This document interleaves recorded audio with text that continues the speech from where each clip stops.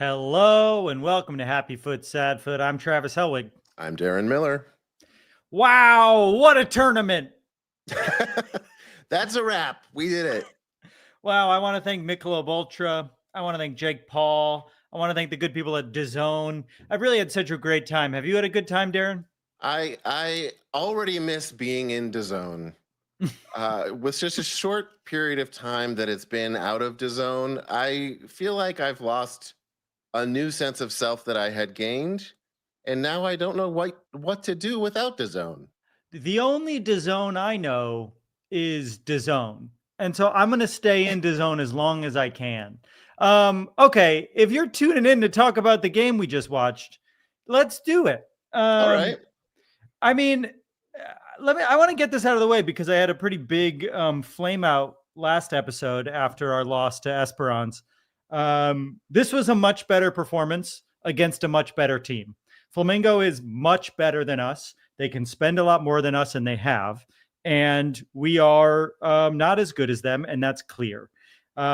We tried to win this game, which I can't say for the last game, and that's why that's why last game was such a disappointment, right? You win against them, you play a little bit better defense at the end of this game, you might be able to sneak out of this group. It's why last game sucked so much. I mean, we clearly were not clinical in the final third. I want to give a shout out to the man of the match, the goalposts, for keeping us in that one. But I don't know. I still am much more disappointed about last match than this match. This is a really good team that we, I thought at least gave them a run at times. I totally agree. I can't say I'm happy with the performance, but I'm also not I've been watching our team all year. Like, this is the disappointment I'm used to feeling with LAFC. That is not it's what I expected. In fact, I didn't expect to beat Flamengo. I think this was a good performance, better than we expected. I think we played better than we expected them to play against Chelsea. This is the Club World Cup. This is teams that are far, far better than anyone else we normally play. Like you said, we could have had a good showing for us against Esperance and been in a really good position right now, at least in terms of what it looks like for LAFC to be in the Club World Cup. But yeah, I didn't expect them to. This is the best case scenario that I thought was realistic for this match. Well, no, I thought there's a world in which we could win this game and hope that Flamengo doesn't. During the match, there was a time where it looked like they had a chance to win it, which is also more than I expected. I'm saying I thought before this match there was a chance that they might come into this game being really determined to do well, and Flamengo might be like, who gives a shit, right? I don't think we got to see, there were flashes of the version of LAFC that is like them at their best that we've seen a handful of times this year. We didn't really get to see that in the Club World Cup. In the preview for the Club World Cup, we said, now that we're here, is there any way in which this tournament can be a letdown or a disappointment for the club? And I asked Vince that question, and he said, get blown out in all the games and have injuries. We did not get blown out in any game, and we did not have any injuries. I think we could say, obviously, we didn't want to end last in the group with 1 goal and 1 point. The only game I left watching feeling empty was the second game because we could have gotten 3 points and we played like shit. We just didn't want it. We felt entitled in that game. And that's the story of LAFC all season, right? Some games they show up, and especially when they're playing against better opponents, and when they're playing against opponents that aren't as good, or maybe they think they're better than, the team falls apart, or at least just doesn't bother showing up. And I think that's we've said it a lot. We lack some sort of leadership or heart, and I wish that wasn't the case, but it just is the case. Yeah. I couldn't have said it better. I really there was a world where we could have lost the second game with a much more respectable performance, and that the hole in our hearts would not be the same. Yes, 100%. It really was. And even just to clarify, there were people in our comments after the last game misunderstanding something. The embarrassment and humiliation and the disappointment of last game wasn't really about Esperance. It wasn't about Tunisia. It wasn't about the way that team normally plays. People were saying that we were saying it's because they're an Africa team. We're just a better team than you. Yeah, and not necessarily by much. And of course, they're a very respectable team on the world stage in general. But and they played better than us that game, and we said that. Yeah, I was not particularly impressed by their performance. They gave us every chance to win, and we still sucked. But mostly, the issue that we had was like our performance in a vacuum was absolutely terrible. That's all it was. Yeah. So it could have just not been that. And I'm pretty sure we just got picked up by like the Esperance Reddit or something because they flooded in like a day after we went live. They were really. It was weird because it was like we've had other people in our comments or even on the show after we've lost, either gloating, making fun of us, berating us, talking about how great they were, which is great. Let's party. These guys were like, "What the hell, man?" We were like, "What?" We're not trying to be mean. We're really not trying to be mean. We're upset ourselves. You guys enjoy. You just won. Enjoy it. You're fine. I think just to, I feel like happy foot for this game. No injuries. I thought Hugo might have broken a rib. He made some saves in the second half that made it clear he didn't break anything. Hugo was our best player the entire tournament easily. And there are people in this fan group still, or fan base still, that think Hugo is not up to par and want him to retire. I really don't want Hugo to retire. They really? Are you sure? He is. Yes. Well, at least on Twitter, which is the worst place. He is easily the best goalkeeper we've had on this team. And he has played unbelievably. We would have lost so much more against all three of these teams if it wasn't for Hugo Lloris. And you know what? It's not. There were other games where he was being that incredible and had to also put the team on his back. He did that a little bit this game, but also you mentioned the woodwork before. One of my happy foots, of which there is more than one, can you believe it? Was this like goalkeeper by committee situation we had with Hugo Lloris making amazing saves, the woodwork chipping in, making at least 4 saves tonight, and a bunch of kamikaze missions from the defense tonight, which. Maybe there are lasting injuries from that, but they played through them. Yeah, sometimes, including like 4 goals. One between Segura and Hugo, a kamikaze mission. Yeah. Marlon may have successfully faked that he didn't have a concussion to keep playing. I don't know. But yeah, we saved a bunch of it was genuinely good defense. We withstood Flamengo. It's kind of a bummer that we were in a position to just withstand them for so long. But I don't know. It's old. Like I'm used to the disappointments that we saw tonight. Like this is the frustrations that we've had all year they're not going to magically fix everything for the Club World Cup. I especially, not against teams that are much like every team we've played either is the best team in Major League Soccer or Esperance probably in like the top 5 of Major League Soccer, right? Like I just feel like we are, another happy foot for the entire tournament to me is just that I had a full blank because I saw someone say 0 heart, which we just went over. We did have heart this game. We had 0 heart last game. I got mad. I was making a point. I saw a comment and got mad. And the point of putting it on the screen is that I stopped seeing comments and getting mad because I won't see as many. I don't know what to tell you. No, I just feel like we're in a position where we could have, if we just showed up. Oh, I remember what I was going to say. These were all away games, right? The only game that maybe was closest to a home game is the Atlanta game because the Chelsea fans were silent the whole time. But the game in Nashville 100% was a away atmosphere. This was 100% an away atmosphere. I was really impressed with the turnout, both in Nashville and Orlando at short notice, and definitely in Atlanta. But I just feel like we have to remember how poorly we've played on the road as well this year. And so the Nashville game is almost par for the course of how we've played on the road this year comparatively, right? Whereas the Orlando and the Atlanta game felt closer to some of our better heartfelt performances this year, even though they didn't go our way, which is why the Esperance game feels like such a disappointment to me. Yeah, we can get into a couple. I'll throw some sad foots out there before we get to some super chats and callers, just because we haven't really given it enough attention. Mm-hmm. It seems like we're pretty bad at passing just overall. I'm going to say Yeah. that. Uh-huh. We're not going to. Uh-huh. So that's like a major, like a Is that a big part core. of soccer? Yeah, I think so. So my son started soccer camp this week. The day Congratulations. one this week of soccer camp was his first time ever playing soccer as well. He just like wasn't that interested until very recently. And passing I think was a big part of it.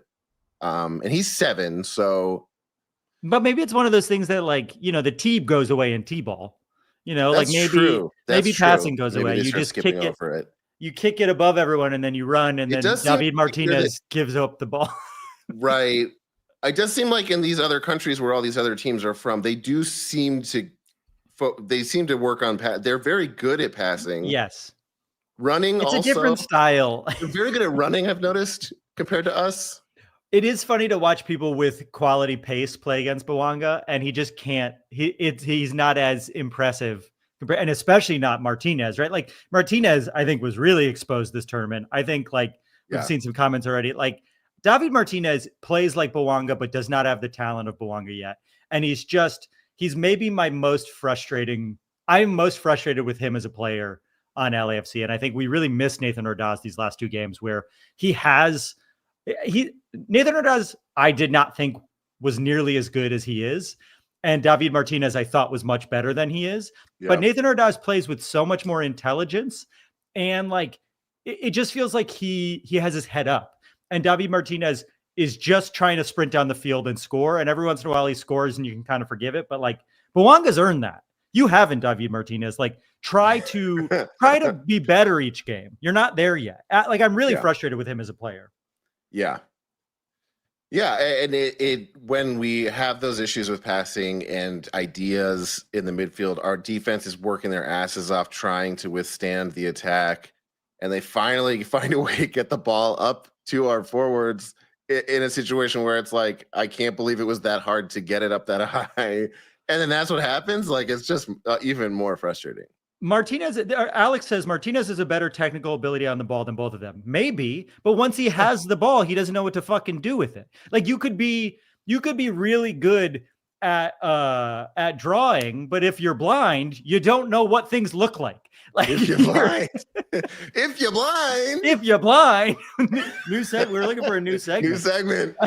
If you're blind, tell them why you're mad. All right, let's get to some super chats before we bring out a caller. Yes. First one from Vaughn Amirian at Amirian Law. Shout out Amirian Law. We love you. Oh my goodness. Look at that logo. Oh, he's got a new logo. May I say? LA backwards, Amirian Law.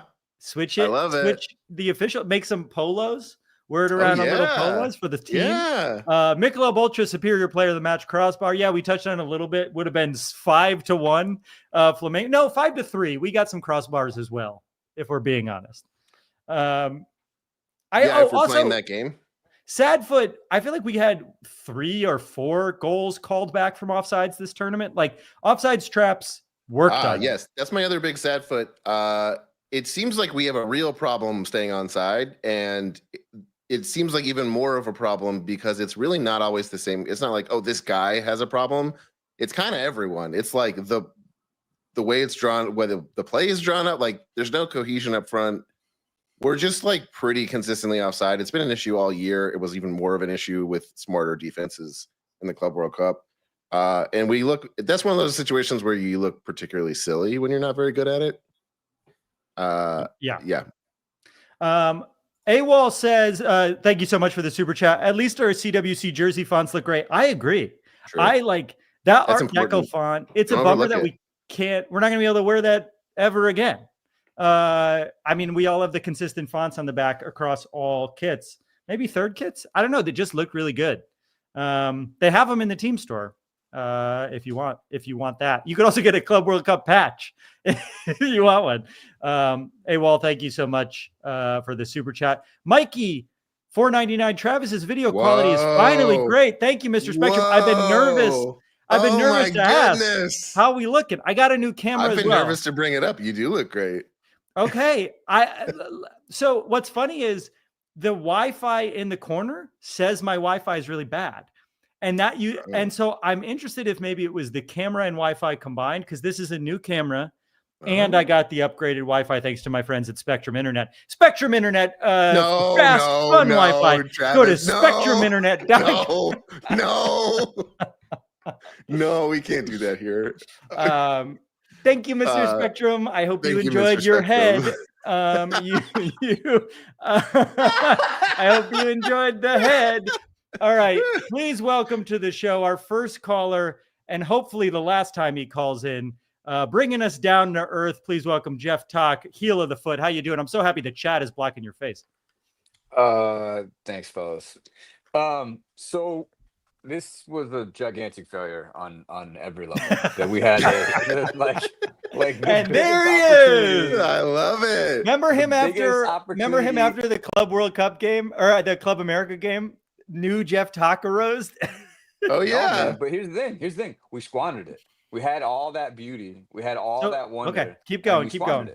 That we have. Listen, the Club World Cup is not going to be every year, right? We don't even get into CCC, which is what they're calling it now, the CONCACAF Champions League every year. Like, this might be the only time the three of us ever get to see our team play in the Club World Cup. And what do? We have a lame duck coach who's leaving at the end of the season, who, for reasons no one can ever explain to me, stays on. Right? Not according to Eric Winalda.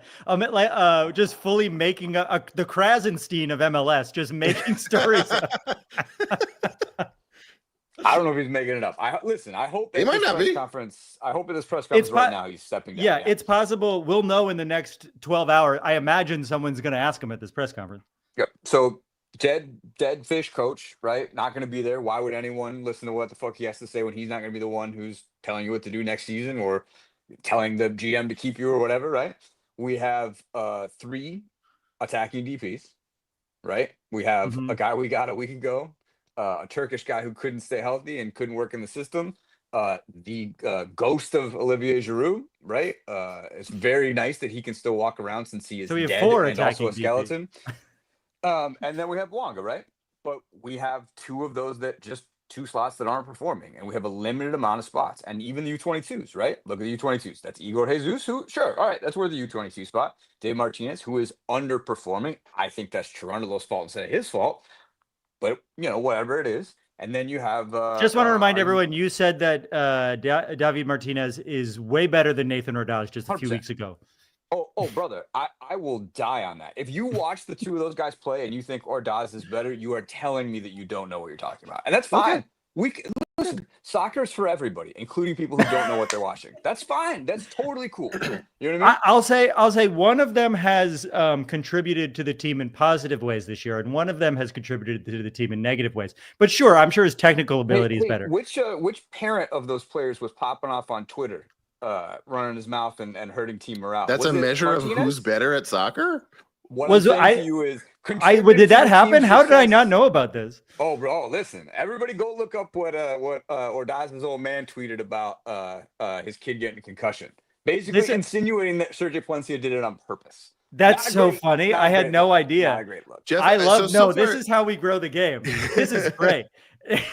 Yeah. So far, you've listed issues with the team, but those issues all existed before we started the Club World Cup. Your thesis was that this Club World Cup was a failure. What I'm saying is the idea that we got here with the dead fish coach, which we don't need to have. We can fire him and get a new coach. That's a failure. The idea that with our 3rd DP spot, we brought in this guy from America who he touched the ball 4 times. I mean, I don't think he's going to see the feel for. I don't think he's a permanent 3rd DP for us. I think my point is, why don't we have a permanent 3rd DP who is good at soccer? Why are we rotating? Because Antoine Griezmann decided he didn't want to leave Madrid. Like, genuinely, that is for 2 years. For the flakiest man in the world, Antoine Griezmann, with the longest, stupidest fucking haircut. I agree. I have planet.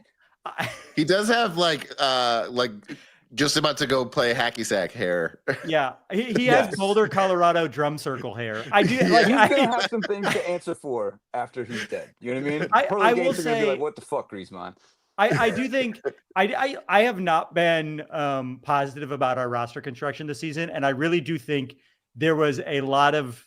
I do not think they had a backup plan after Griezmann. I think they were really confident they were going to get him, and things have fallen apart with Giroud not being good enough. and Griezmann flaking on us. And so I do think I've been saying for a while now, more so than Dolo, the roster construction is a problem this season. Oh, I think it's both. I think that's pox on both your houses. That I think it's a crappy coaching job. I didn't say Dolo did well this season. I said it's more so the roster construction. They come out flat every game. Every game they come out like they don't know what they're doing. Like, it's your job as the coach to put these guys in a position where they're going to succeed. You know what I mean? And I also think I'm going to get a lot of whatever for this, but like David Martinez is a generational talent, possibly. This is like a fucking guy. And the idea that like Steve Cherundolo can't even get that guy to start, that's on you, man. Like, that guy is incredibly, deeply talented. Like, and if we're just gonna like leave him off because I don't know, you want to play fucking Yaya Boa, like, what are we doing, man? Like, it's just and this is what kills me is like, there's not another season after this. Like, there's not another Club Cup. Again, we may never ever be in it ever again. It is very reasonable that the three of us never see another one, and we wasted this with. Do you think we'll still be doing this podcast in 4 years? Is that 100%. Do we think you think so? Dog, what else do you do? What else is any of us doing? We don't, like, this is your hobby. I have a pretty full life, actually. I barely am able to do this because I'm just I'm so involved in so many different things in my life. I don't think I'm going to have kids. This is my kids are getting older. This is why, your kids are getting older. Darren, you'll get free time will open up. You know what I mean? There's no way. There's no way, but okay. All right, Jeff, we have a lot of callers waiting. Anything else positive you want to bring? Any happy feet or sad feet? Yeah, what's a happy foot or sad foot from the match? Again, cannot overstate how much I reject the premise of the show. What was your favorite part of watching your favorite soccer team tonight? Or any night? Do you consider yourself a fan of this team? Do you like them? Yeah. If I wasn't a fan, I wouldn't be mad. You know what I mean? Like, who cares? Like, there's plenty of things, like an abusive dad. He wouldn't he doesn't hit you, or he only hits you because he cares so much about you, right? Like I am not the abusive dad in this scenario. LAFC is the abusive dad, and I can't help but love them. That's very clear about the power dynamics in this situation. Thank you so much for coming on, Jeff. I'm sorry for your trauma. He made a good point. That is a better analogy. Yeah. All right. We got a couple more super chats. Adam Chazin says we didn't lose with the black and gold kits. That's true. And I'm happy we got to play at least one game not in those fucking collars. I can't believe we have another year and a half. We have not had a good since this kit that I am wearing. We have not had a good away kit. And I'm convinced I used to think a gold kit wasn't possible. I think we could do black and gold stripes. Like, I think we could do a predominantly gold kit. I don't think an all gold kit looks good. I think it often, especially when it's metallic, looks shitty. But there's a world in which now I'm convinced we could do something close. I think it can look good. No, our track record doesn't say that we can be trusted to make it look good, but we're setting the bar pretty low. Miss Bones loves the collar, but she bought you bought the replica version with the full collar. They have to play with the weird flips in their neck. That's probably leading to a bunch of This is just as important as how we show how we play on a world stage like the Club World Cup. We showed up with that shitty ass kit 2 of those games, and we had to save face both in how we played and how we looked tonight. And I think we at least made some positive steps in the right direction on both those fronts. Another super chat. Darren says, thank you so much for the super chat, both of you. Darren says, love you guys. Was the Frenchman flip a bit much after the team's poor tournament showing? Happy to be talked down. You know, I had that thought initially, but in that moment, it was 84th minute. I think we all were like, we're going to win this game. And beating a team as good as Flamengo felt celebratory. And we would have ended up with 3 points on the tournament. We would have been third. We had a better goal differential than Esperance. I feel like I don't think it was too much at the time. Now looking back at it, maybe, but that's with hindsight. And again, it's like, I don't know. I feel like you get to score on a big stage like that. He's going to celebrate, especially if we're scoring to take the lead. We don't know we're about to blow it. I think it would have been valid for him to not do it. I think it's a totally valid point. But I agree with Travis, and I think aside from just the theatrics of it and the bit and how funny it is and how fun it is, that I enjoy it all. Aside from that, I think it genuinely helps bolster the momentum that you get from the goal. It helps fire up the team to keep playing better. And Ideally, it would have been nice if it game. helped this particular game. But I think that like I feel like that helps more often than not. I don't know. It's so funny. It is. Ross makes a good point that we got so many goals taken away from us from offside that after that goal, he was like, he looked so nervous over at the sideline. Guy, like, please, before I flip, just make sure that the flag stays down. I was talking shit earlier about them staying onside, but he did do a very good job of staying onside in that particular. It was a set piece. Like he did time that very well. And for how poorly Tillman played last game, Tillman's ball there was really, really good. That was a really well-weighted ball. We got a bunch of callers waiting, so I want to bring on the next one. Joey, you went away. Joey, are you coming on? Come on your camera if you're coming.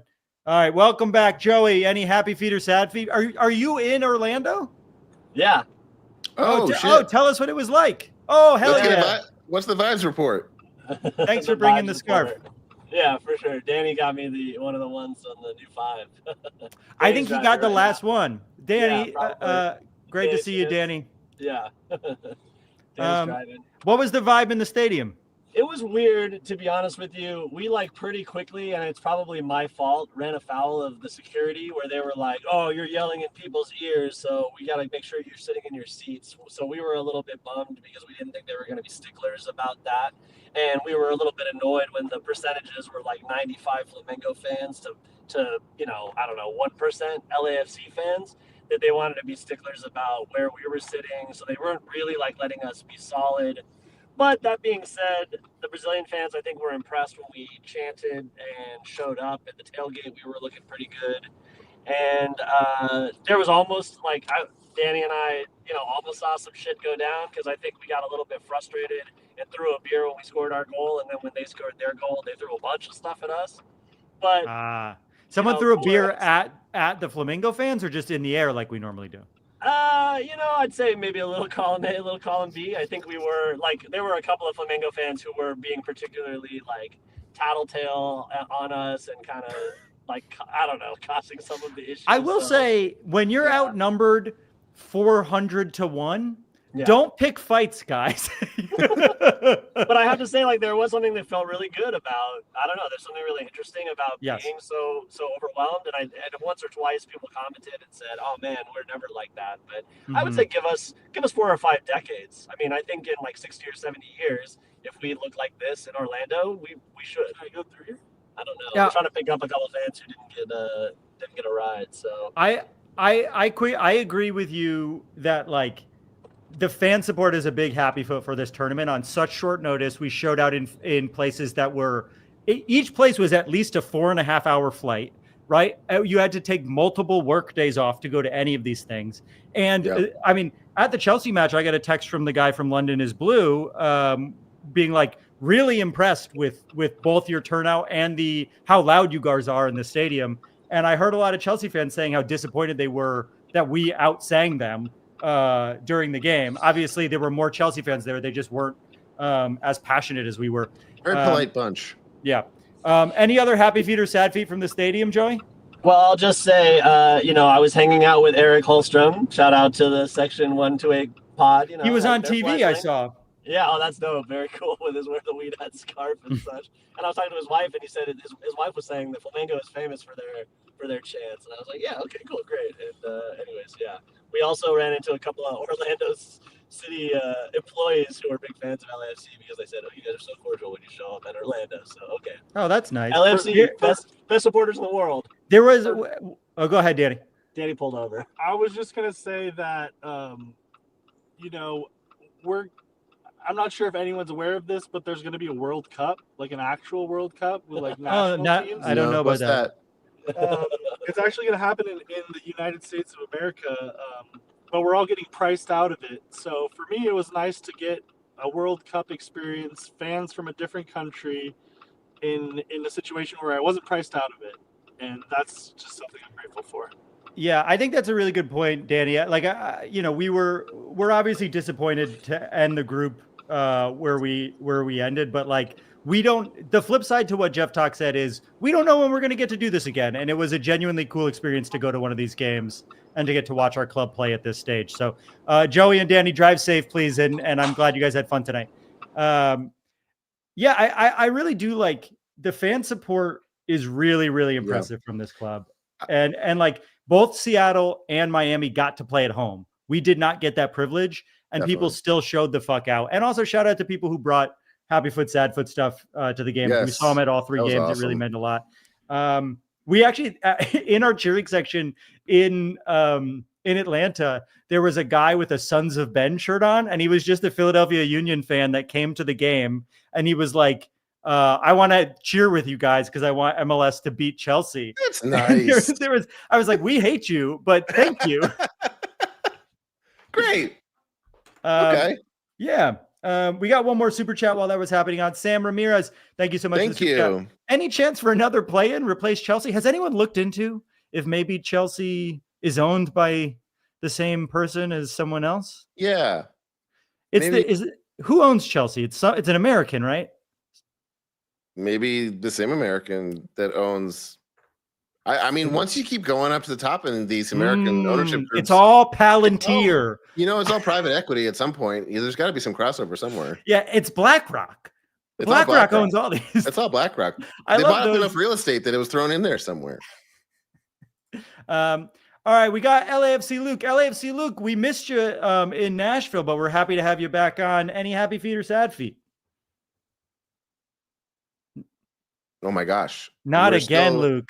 Oh wait, you're muted. Unmute. My first happy foot is being back in LA because weather in Nashville was awful. At kickoff, it was 90 degrees, like 80% humidity. It was awful. And look, I just gotta say, like, I know I like commented somewhere on like a post y'all did about the last game. Like, I appreciate people's frustration. Like, the rules allowed every team to bring 35 players. Do we even have 35 players? Like, MLS salary rules, and even if we did, the drop-off from the first 11 beyond that in MLS, because of the way our rules are constructed, are so much worse than these other teams. And when you're playing games every 4 days, you got to rotate. Yeah. Right. So we're rotating, and I know I was there. We did not look great, but like, if you can't rotate, what else are you going to do? You got to sort of pump the brakes a little bit. And I'm not suggesting that we were pumping the brakes the whole game or we should have or whatever, but like where Chelsea could rotate, where Flamengo could rotate, we could not. And so we just keep pumping out that same 11, losing a guy like Ordaz up front, and Martinez, shooting shots, getting field goals every 10 minutes. But I think we have to sort of own a little bit, like, our hands are tied in a way that, like, we could have done better. It was tight. Like, we should have at least gotten the draw against Esperance. I will never forget the sound of the goalkeeper's foot stopping Buanga's PK 20 feet in front of me. But that said, we didn't. We could have. We didn't. And we weren't I think those of us who felt like we should have gotten out of this group, like, we were playing two teams here between Chelsea and Flamengo that are incredible teams in their own leagues, let alone on the national stage. And like, for us to have gotten out of this group would have been freaking crazy. Crazy. For sure. I think that's like, I think getting out of the group is always a pipe dream. I think it was just a frustrating experience to be like, this was the one game we really had to fucking show up for if we wanted a chance, right? Like, this is the one, it's a must-win game. But you bring up a good point. It's part of the reason I'm kind of upset that Miami made it out of their group. I know it's good for the league, but like, Don Garber has to see that spending is the only way to improve this league's standing in the world. And Don Garber is protecting those owners who do not want to spend, and it's holding us back. LAFC would be ready to fucking spend. And I know Denny Buanga made $1 million goal today, but like, that $1 million can't in its entirety go to our roster because of Don Garber. And that's not LAFC's fault. That's not John Thornton's fault. That's Don Garber's fault. And it's really holding. I know that they were worried about the league going under 15 years ago. That's not going to fucking happen anymore. Let the team spend. And if the Colorado Rapids fall apart, who gives a shit? They're holding us back, right? Sorry to your friend, Darren. But you bring a good point up, Luke. Any other happy feet or sad feet from the tournament? Look, my one happy foot is we got to be in this, y'all. We got to be in this fucking tournament. Like, there are 30 teams in MLS. Only 3 are in this, and one of them just because they have Messi. So like, we got to be one of the 2 that are messy less who got to be in this, and there's 27 other teams that wish the fuck they could have been in this tournament, and they didn't come anywhere near it because they're not as good. So I just gonna like hats off to us. My happy foot is we got to do this. My other happy foot is we got Pride Night coming on Sunday, so we're still gonna be playing that game, and I will be there celebrating, wearing all my fucking rainbows. Anyone's got a problem and can go, fly a kite. I don't care. Hey, Luke, what are you doing Thursday evening? Do you want to come on for a second segment and talk about Pride Night on our preview episode? Sure, why not? Okay, great. Thursday evening, keep it open. Yeah, my sad foot. Why the fuck are we giving up goals 2 minutes after we finally scored a goal for the first time in this fucking tournament? Okay, because we're not that good. Thank you so much, Luke. And yeah, I'll be in touch. Text me. We'll talk Thursday night. All right. Yeah, that's how you get guests. You put them on the spot live on the show. Yeah, right. Well, we needed a second segment, and I was like, "Oh, right, that's a really good second segment." Isaiah, calling me out a little bit. Esperance faced tougher challenges financially, still got the win over us. I'm tired of the limited roster excuses. That is true. I don't think we let us off the hook against the Esperance game. We were pretty fucking hard on this team after that game. I'm not saying that's why we lost against Esperance. I'm saying that's why we cannot compete against teams like Flamengo, where it's a pipe dream to get out of the group stage. Yes, exactly. But you bring up a good point. That's not why we lost to Esperance. We lost to Esperance because people decided they didn't want to wake up for that fucking game. All right, Justin W., you've been waiting for a long time. Justin, you still there? Welcome to the show. Any happy feet or sad feet?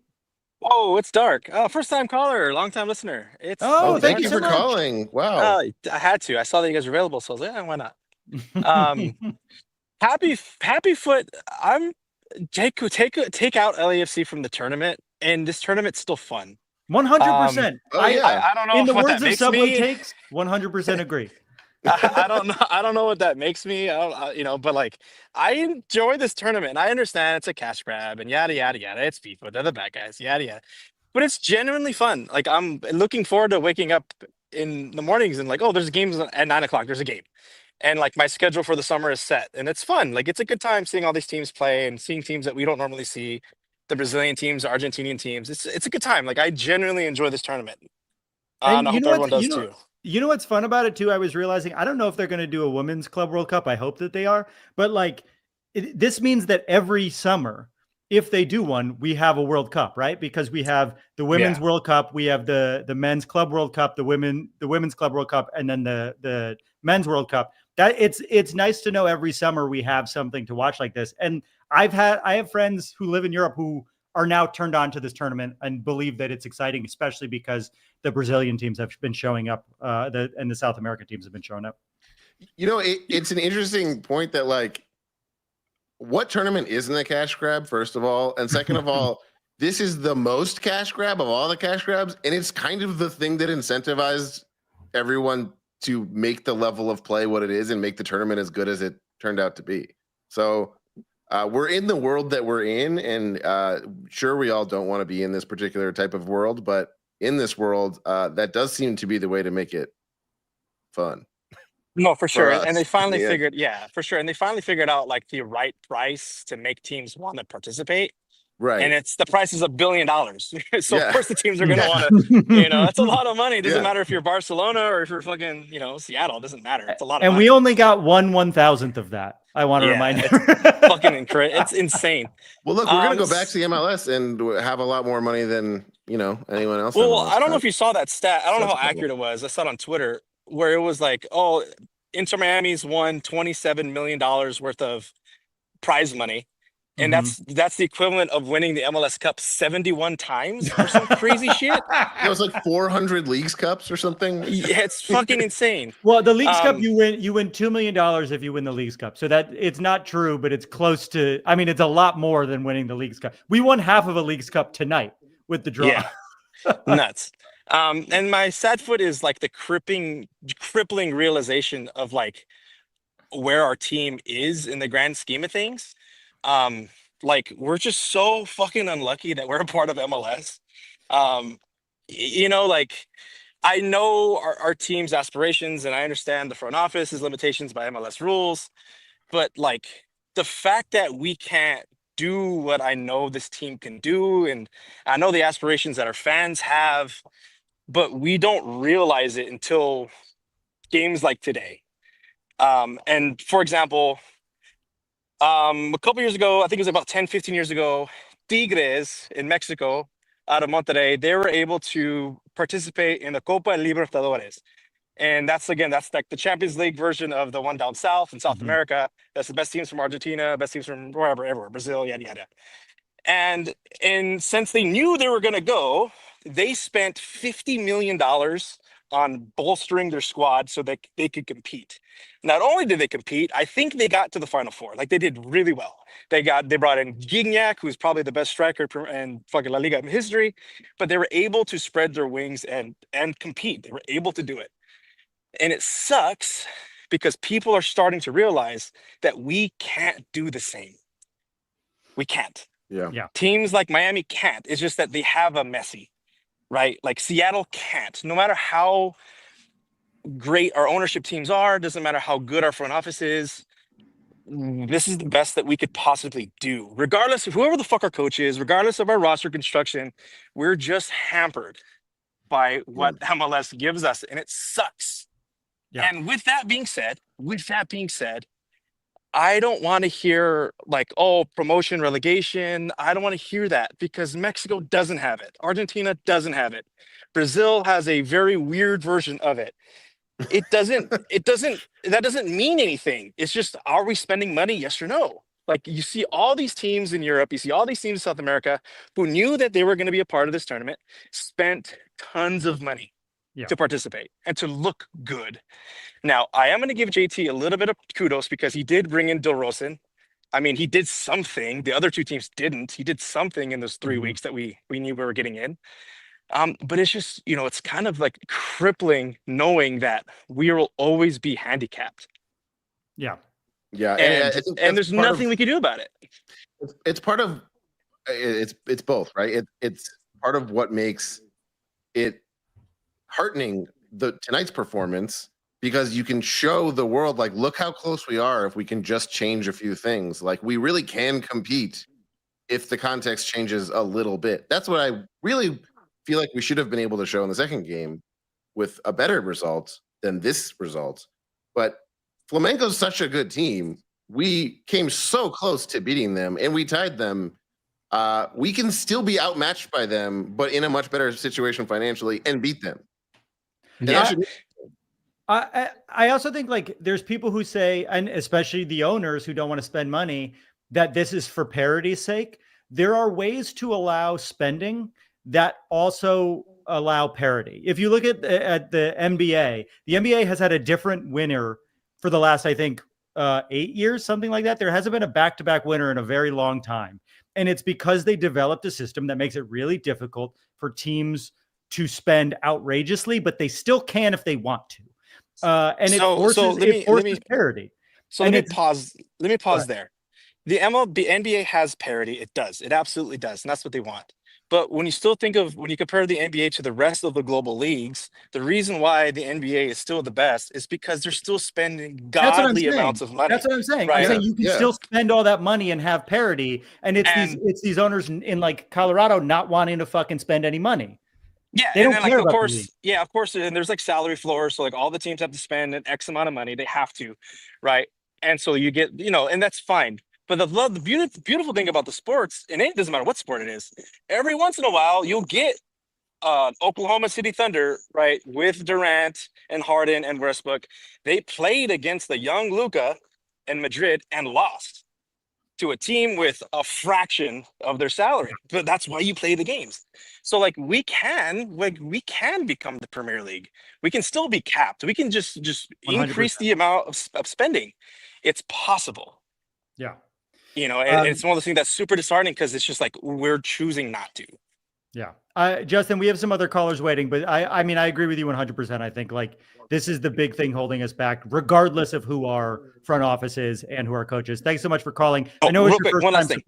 Okay. One last thing before I let you go. David Martinez better start checking his Zillow for places like Argentina and Brazil, because the way he's playing, he's not going to Europe. I Get don't let used Jeff to Talk hear you say that. Don't let Jeff Talk hear you say that. he's good. No, he's very good. David Martinez is very talented, Yeah, but he's playing himself out of any type of move, and it's yeah. super disheartening because he's like every other winger we bring in. I agree with you. All right, Justin, thank you so much, man. Thanks, Justin. We got some other people waiting. I watched the sunset behind him. Cormac, welcome to the Oh show. my goodness. Any happy feet or sad feet? Hello. Yeah. So Happy Feet obviously was seeing It was the nice flip to see you in and hearing Atlanta. Yeah. First time caller after crashing the podcast. I figured I should get more involved. So yeah, Happy Foot was obviously seeing the flip, and it was really fun to hear the commentator shout out that the 3252 was hoping to see the flip, because I was really happy to see the flip. Whatever anybody else said. Sad Foot, a few, like less than a minute or two later. So in that time between our goal and their goal, I was thinking, wow, we could actually walk away with this with 3 points. And then they got the goal. So it was a quick Happy Foot to Sad Foot. But I think my consolation Happy Foot is that we got 1 more point than Seattle. So I was really worried that we 0 would points for Seattle. We would leave this tournament without scoring and having 0 points, and at least we scored and have a point. We're officially the second best team in Major League Soccer. Yeah. Yep. Cormac, it was funny watching you on the bottom of the screen because it was bright out when you called in, and the sun just slowly set behind you. Yeah. What a beautiful. This is maybe best backdrop of a call that we've had. This is beautiful. Yeah. Any other happy feet or sad feet? No, I think that sums it up. Or actually, I guess one other sad foot would be taking the flight back from Nashville. Wow, it was pretty demoralizing. But I think now in retrospect, looking at the whole tournament, I'm glad that we got in it, and it's pretty awesome. Yeah, the summer soccer. So I hope we are here again in next time. I agree with you. I think obviously it was really disheartening after last game, but like when we look back on this tournament, we'll be happy we're there. I think we'll look at it as not necessarily a success, but it's cool to watch your team play in competitive matches against teams as good as Flamengo and Chelsea, and honestly not get embarrassed in 2 of the 3 matches. Cormac, thank you so much for calling. We'll see you soon. Somebody, hold on. There was a comment. Oh, Fluffhead wrote Denny the Menace. Man. That made me so mad. Yes, thank you. That made me so mad. Go ahead, Darren. Go ahead. That's such a bad call. Are you kidding? Oh God, I was so upset. While he ruined the flip. While he was flipping, Denny the Menace. Shut up. That sucks. It's terrible. Because I'll say, I think we had the same guy for multiple games, and they said Dennis Bouanga for the first 2. And this is the first time they said Denis Bouanga. So I'm pretty sure in the notes somewhere it said Dennis the Menace.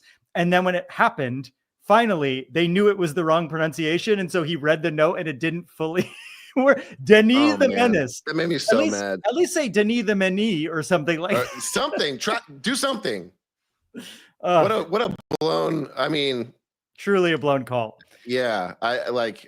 Which is worse? The opportunity we blew in the second game, or the opportunity that guy blew in Denny Bouanga's goal? I don't know. It's close. All right, we got 1 caller left. Tiny Donuts, welcome to the show. Any happy feet or sad feet? Oh, sad foot. He's frozen. You got to talk to Mr. Spectrum, Tiny Donuts. We'll see if you start moving again at the bottom of the screen, and we'll bring you back on if you do. Darren, any other thoughts for the game or the tournament? I know we're going to transition back to MLS in a few days. How are you feeling? We were just touching on it. I think we are going to go back to our sort of like big fish in a small pond situation, and like what we were excited about from the Club America game will still hold true. Like the reason why we were so excited is that this is a feather in our cap. No matter what we do, we're going to look back on this and be like, that's an achievement. It's also, I'm having trouble holding both of these thoughts in my head as part of this experience, because I think you can and should hold both of them together. Like, it's also incredibly frustrating that we didn't do more with the opportunity.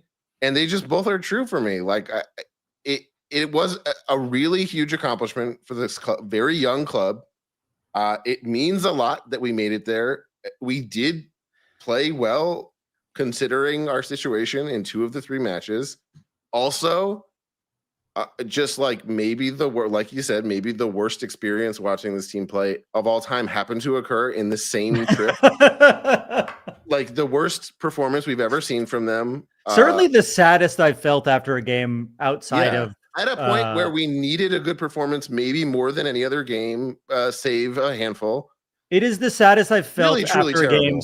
since we started doing this podcast. I think maybe the Seattle there were moments where we didn't have this podcast that I was sadder, but like going to MLS Cup and losing an MLS Cup, you're still in MLS Cup. This was losing in the like not showing whatever. We know we've covered it. Yeah, I just have a lot of mixed feelings about it. It's like I'm holding a lot of like opposing but not necessarily conflicting feelings about this whole experience. And I'm looking forward to being back in MLS where it's like kind of back down to earth, and it's like, okay, well, now we're going to be in a bunch of matches where we're the team who got to play these other teams. We're the team who went to the Club World Cup, and we're playing a team who is not that team. And that will feel good. Yeah. Cal in the chat says, at the game, we were outnumbered, but proud we got a goal. Thanks to Eric for setting up the tailgate. The tailgate looked fun. The game looked fun. Like, that's the big happy foot for me this entire tournament. LAFC fans showed the fuck out, even though we had to travel 4.5 hours minimum, miss multiple work days. And like, we were the only MLS team that didn't get a single home game. There's a reason that there were more Seattle and Miami fans at their games. We were louder than Chelsea. We sang all 3 games. We didn't stop singing the entire tournament, even when the team wasn't putting out the effort. Our fans were. And I think like that's something that we shouldn't lose sight of. We have probably the strongest fan base in Major League Soccer, and it's organic. It's not just because Messi's here. Would you remember the Miami fan base before Messi? It was a fucking nightmare over there. Yeah. Well, and once Ronaldo comes here, it'll be the same here. Yeah. Well, this is why it's good to establish that we weren't plastic before Ronaldo showed up. So now when Ronaldo shows up, we already have it established that we are a good fan base and that we already supported the team. And there will be a lot of other people also there. And we want them to be Patreon members. So if you're a Ronaldo fan watching this in the future after he joins the team, make sure to go to patreon.com/happyfootsadfoot. Look, this was a tournament of mixed emotions and mixed feelings. You guys know how we felt after the Esperance game. You know how we felt after the Chelsea game. There are different types of losses and different types of moments in soccer. It is a disappointment to not get out of the group. It was always a pipe dream to not get out of the group. Both things are true. We can hold multiple things in our brain at both times. We are smart people here at LAFC and at Happy Foot Sad Foot. I want to thank everyone for hanging out with us during the tournament and for saying hi at the game in Atlanta. That was really cool to hang out with people. And just generally, like, I'm now with a little hindsight, this is still very cool. It sucks that we played so poorly in these matches. I am deep down happy that we got to be a part of it. If you were to ask me, would you rather come in last place in our group and not participate or not participate, I would pick be last in our group and participate. So let's see if it feels like we're taking the training wheels off against Vancouver this weekend. Remember, like, in baseball, you would take the donut off the bat and suddenly you could hit really hard. I'm hoping that's what this feels like. Maybe that's what it is. Hey, I don't think I'd rather play any other team going back to MLS. Like, let's take the top of the table and see what's up, I think we have one more super chat. Oh, we do. Eric, you just he asked for the link. Hold on. Do the super chat. I'm going to send Eric the link real quick before we leave. Oh yeah, let's bring him on. Okay, this is a super chat from Nut. Thank you so much. He says you guys should have the $20 I didn't give DAZN. Thank you. Let's go. It's DAZN again. We don't have to say DAZN. Oh, it's DAZN. Yeah. Well, I'm going to watch the rest of the Club World Cup. I'm going to do him a favor. I'm not going to pay for it. What's the link? I got to send it to Eric. I mean, this is late, Eric. This is only because you set up such a great tailgate. Let me. I can't find it. Hold on. I got it. Okay. Is this fun for everyone else watching me send one other commenter the link to get on the show? It is the pinned comment. Yeah, but he's on the road. He's in. Hey, it matches. Put that back up.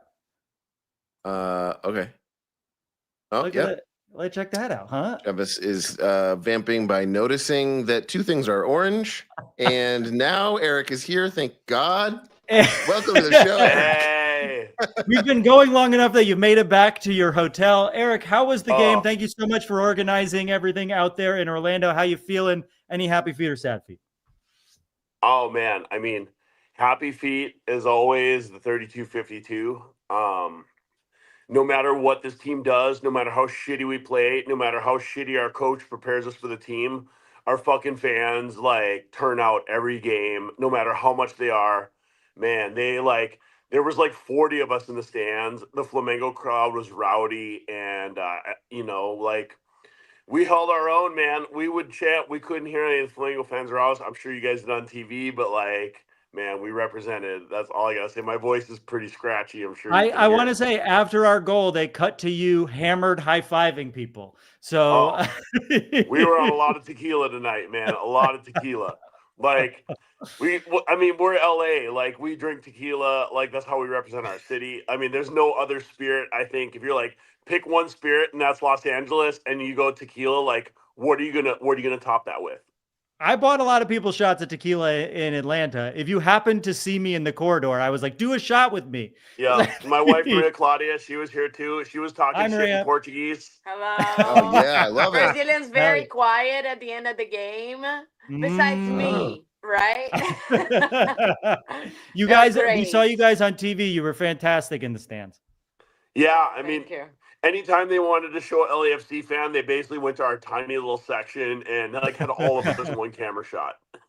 Yeah, It was but we said great. it before you came on. Like the fans showed up all three games, even if the team didn't. And it says something about this fan base that we were able to do it on such short notice, at minimum 4.5 hours away, missing multiple work days. Like it's a really cool thing for this fan base, I think.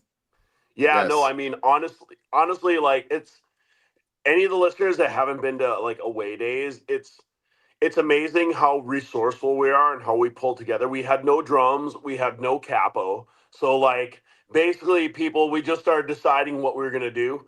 And most of the game I had one shoe off and I was banging on the seat as the drum just so we could keep together and try to be loud. Hell yeah.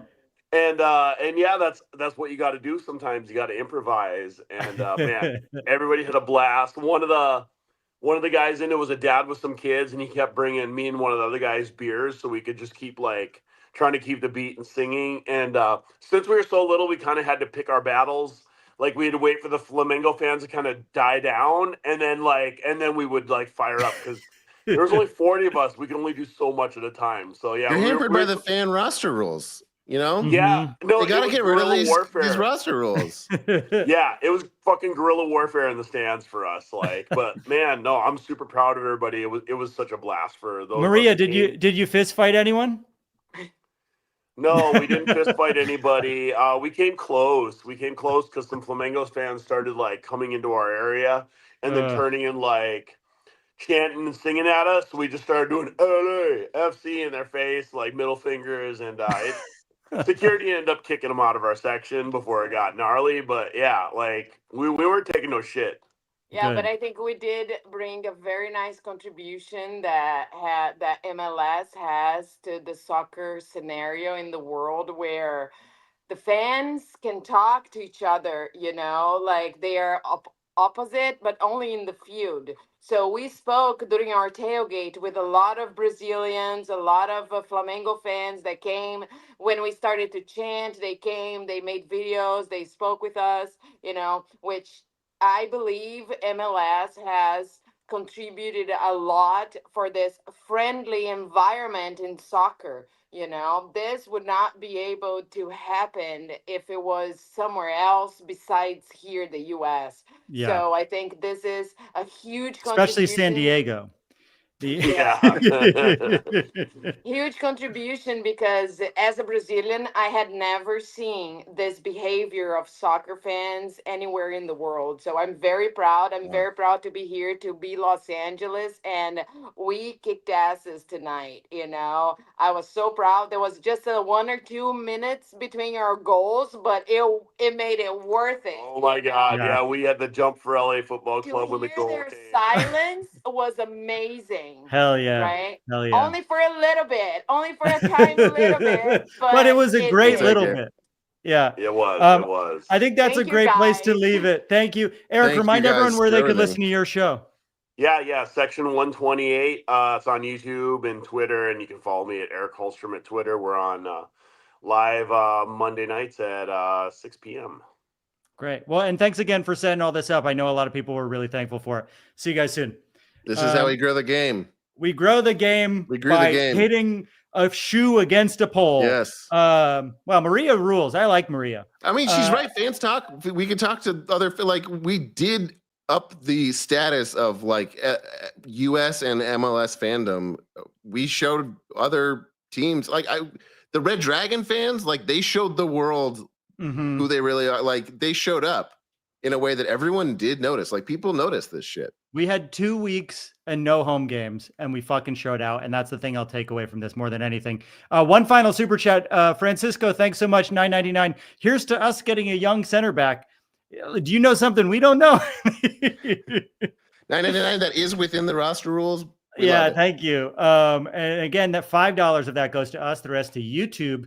I mean, look, a lot of ups and downs this tournament. We've talked about them all.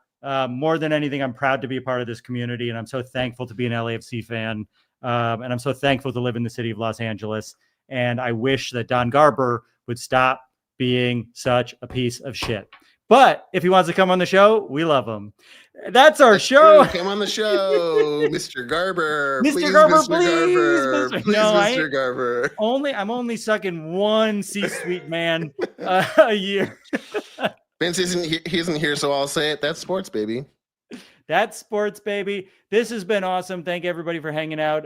We'll see it. We got a preview episode for the Vancouver game coming, and then we'll see you after the game. I believe it's on Sunday, right? Sunday. Sunday. I love you. Bye.